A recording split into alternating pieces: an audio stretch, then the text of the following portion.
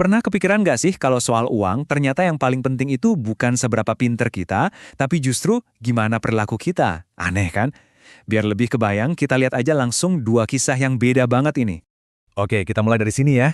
Coba lihat kontrasnya. Di satu sisi, ada Ronald Read.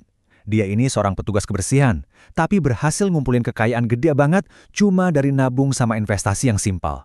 Nah, di sisi lain, ada Richard Fuscone. Pendidikannya tinggi banget, lulusan Harvard, tapi malah kehilangan segalanya. Loh, kok bisa gitu?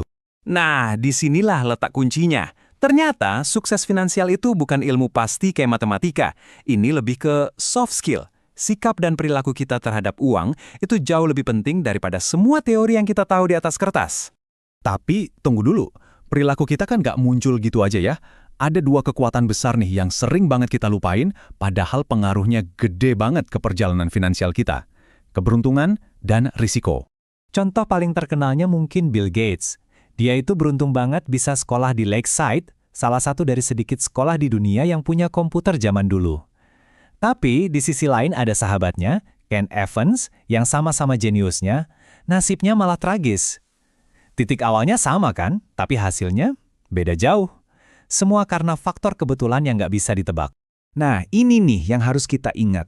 Pas kita lihat kesuksesan finansial orang lain, atau bahkan kegagalan kita sendiri, kita sering banget lupa sama peran keberuntungan dan nasib sial. Sesuatu yang kelihatan luar biasa, seringkali ya didorong sama kebetulan yang luar biasa juga. Konsep ini benar-benar kuat loh. Nggak ada orang yang gila dalam mengambil keputusan finansial. Semua keputusan kita ambil itu masuk akal buat kita. Berdasarkan pengalaman hidup kita yang unik. Apa yang kelihatan aneh buat satu orang, bisa jadi hal yang paling logis buat orang lain. Biar lebih jelas, lihat deh timeline ini. Coba bayangin, kalau kamu besar di tahun 70-an, kamu bakal lihat pasar saham itu gitu-gitu aja, datar. Beda banget kalau kamu besar di era 80-an atau 90-an, di mana pasar saham meledak. Nah, pengalaman yang beda jauh ini, secara fundamental bakal ngebentuk cara kamu mandang investasi seumur hidup. Oke, dari sini kita masuk ke sebuah pembedaan yang penting banget. Ternyata nih, skill buat jadi kaya itu seringkali beda banget bahkan berlawanan sama skill buat tetap kaya. Gini, buat jadi kaya, kita seringkali harus berani ambil resiko, optimis, dan ya nekat dikit lah. Tapi, buat tetap kaya, yang dibutuhin justru sebaliknya. Rendah hati dan sedikit paranoia. Takut kehilangan apa yang udah kita punya. Contoh klasiknya itu Jesse Livermore. Dia trader legendaris, jago banget cari duit, bisa dapat setara $3 miliar dalam sehari. Tapi karena dia terlalu pede dan gak punya rasa takut itu, akhirnya dia kehilangan semuanya, bangkrut total. Nah sekarang, coba lihat angka ini. Gede banget kan? Ini adalah jumlah kekayaan Warren Buffett yang dia dapatin setelah ulang tahunnya yang ke-65. Ini nunjukin ada satu rahasia besar yang sering kita lewatin. Rahasia terbesarnya itu bukan strategi investasi yang super canggih. Bukan. Rahasianya adalah waktu. Kemampuan Buffett buat terus-terusan berinvestasi selama puluhan tahun itulah yang bikin keajaiban compounding bekerja. Jadi keuntungan yang dia dapat menghasilkan keuntungan lagi, dan lagi. Kuncinya konsisten dalam waktu yang super panjang. Ini nyambung ke konsep yang namanya hasil ekstrem. Kalau kita lihat grafik ini, mayoritas keuntungan pasar itu datangnya cuma dari segelintir perusahaan yang performanya luar biasa. Artinya apa? Artinya wajar banget kalau sebagian besar investasi kita hasilnya biasa-biasa aja. Yang penting kita punya beberapa pemenang besar yang hasilnya bisa nutupin semua yang lain dan bikin kita untung besar. Oke, kita udah ngobrolin gimana cara jadi kaya dan tetap kaya. Sekarang, pertanyaan besarnya, buat apa sih semua ini? Apa tujuan akhir dari punya uang? Jawabannya, mungkin bukan seperti yang kita bayangkan.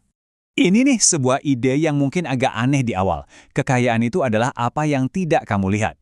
Jadi kekayaan sejati itu bukan mobil sport, rumah megah, atau jam tangan mahal yang dipamerin. Di sini kita bisa lihat bedanya dengan jelas. Kaya itu seringkali identik dengan pemasukan yang besar, yang langsung dihabisin buat barang-barang mewah yang kelihatan. Sebaliknya, berharta atau wealthy itu soal aset yang nggak dibelanjain. Uang yang disimpan, yang diinvestasikan, itulah kekayaan yang sebenarnya.